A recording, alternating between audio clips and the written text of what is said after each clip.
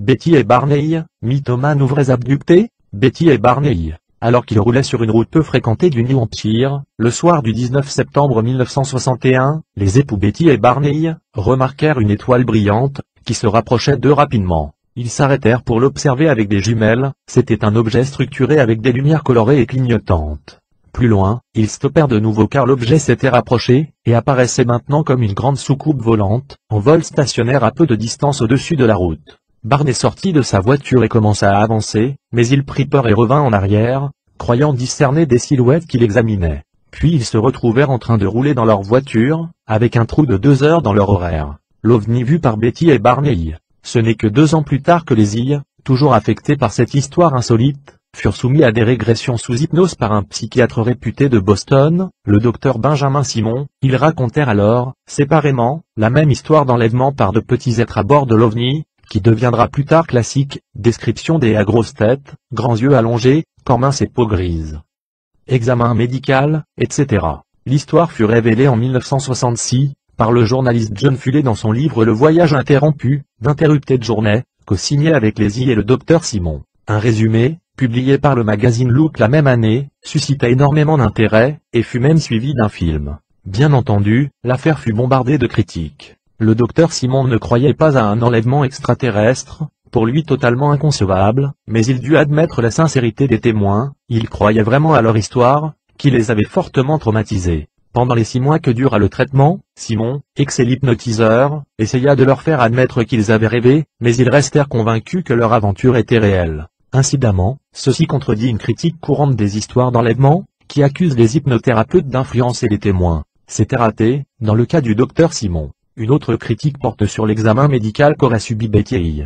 Selon elle, on enfonça une longue et fine aiguille au niveau de son nombril, pour lui faire un test de grossesse. Lui dit-on, précisons qu'il y avait selon elle une communication télépathique avec ses ravisseurs. Betty avait-elle connaissance de ce genre de procédure médicale? Cette opération ressemble à une amniosynthèse, qui était encore expérimentale à l'époque, et n'est devenue une pratique courante que des années plus tard. Il y a aussi le cas de Barney, qui avait été omis dans le livre d'Interrupted Journey, pour ne pas scandaliser. Il s'agissait d'une opération de prélèvement de sperme, réalisée au moyen d'un appareil de forme ronde, appliqué sur ses parties génitales, qui laissa d'ailleurs des traces, un cercle presque parfait de verrues à laine, dont il fallut pratiquer l'ablation chirurgicalement. Selon le docteur Richard Neal, gynécologue qui a lui aussi enquêté sur ces affaires d'enlèvement, cette procédure est souvent révélée sous hypnose. Elle peut être douloureuse ou du moins inconfortable. Une chose est certaine, Betty et Barney n'ont pas du tout cherché à attirer l'attention sur eux ou à gagner de l'argent, contrairement à ce qu'a insinué le sceptique Philip Klass dans son livre UFO Abduction,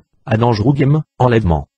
Un jeu dangereux. En fait, leur histoire n'a été rendue publique que 5 ans plus tard, à la suite de fuites maladroites d'un journaliste local. On a souligné que les I étaient un couple interracial, ce qui aurait pu être une cause de perturbation, mais le docteur Simon avait lui-même écarté cette hypothèse. La carte des étoiles de Betty. Un aspect remarquable de cette histoire est la carte des étoiles, figurant les voies fréquentées par les extraterrestres, que le leader aurait montré à Betty, et qu'elle reproduisit sous hypnose. Une institutrice passionnée d'astronomie, Marjorie Fish, construisit un modèle à 3 dimensions des étoiles proches, suspendues avec des fils, en sélectionnant celles d'un type proche de notre Soleil. Il y en a 46, dans un rayon de 54 années-lumière autour du Soleil, sur un total d'1 millier. Elle crut alors y repérer, en l'observant sous un certain angle, la carte esquissée par Betty.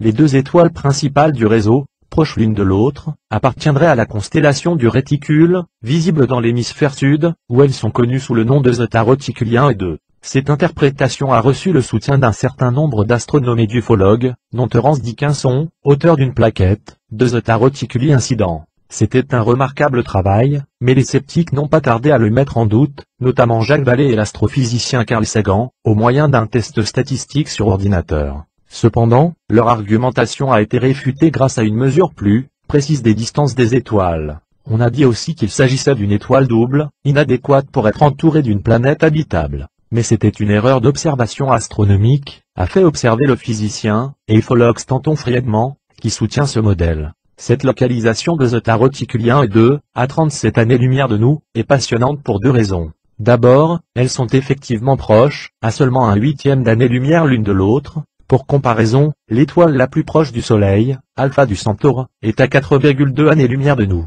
on imagine combien il a pu être tentant pour une civilisation émergente d'aller visiter l'autre étoile. Or ces deux étoiles ont 1 milliard d'années de plus que le Soleil, ce qui laisse de la marge pour l'apparition d'une civilisation plus ancienne que la nôtre. Pour mémoire, mentionnons un curieux contre-modèle, selon lequel la carte serait celle de notre système solaire.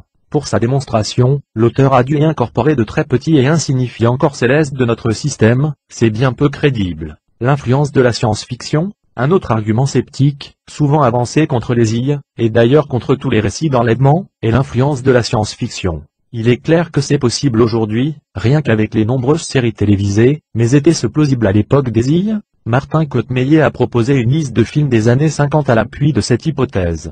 Il y a eu, en effet, quelques histoires d'enlèvement portées à l'écran, mais dès que l'on y regarde de plus près, l'argument devient très douteux, car ces films étaient des séries B plus aptes à faire rire qu'à faire peur. Pour ne prendre qu'un exemple, le film Invasion de Saucément, diffusé en 1957, mettait en scène de petits monstres plus ridicules qu'effrayants. Dans le cas des îles, il y a un argument plus simple, ils ne s'intéressaient pas à la science-fiction, ne regardaient jamais ce genre de film à la télévision. Ils avaient une vie sociale et professionnelle bien remplie. C'était un couple racial mixte, engagé dans le mouvement des droits civils, et ils avaient mieux à faire, surtout à cette époque, que d'inventer une histoire d'enlèvement en soucoupe volante. En fait, leur témoignage a très bien résisté à l'épreuve du temps. Ce n'est pas le seul, en voici d'autres qui ont bien résisté eux aussi.